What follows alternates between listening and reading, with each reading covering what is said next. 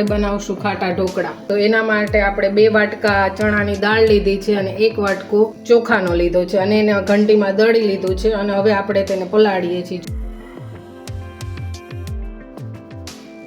સારી રીતના લોટને ચાળી લીધો છે. હવે આપણે તેને પલાળી દેવાનું છે ઢોકળાનો. છાશ નાખશું આપણે, ગરમ પાણી નાખશું થોડુંક, આપણે એક ચણાની દાળ અંદર નાખશું.